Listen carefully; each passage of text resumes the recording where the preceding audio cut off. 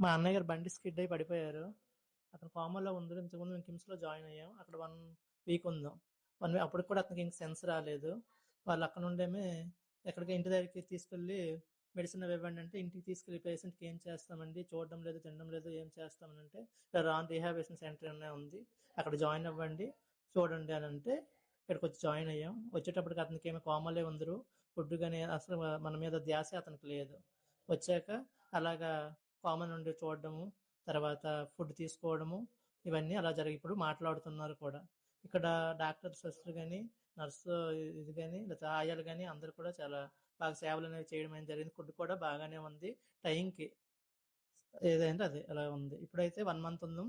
మా అన్న ఇప్పుడైతే పర్వాలేదు, నడుస్తున్నారు, తింటున్నారు, మాట్లాడుతున్నారు, పొజిషన్ కూడా పర్వాలేదు. Thanks sir.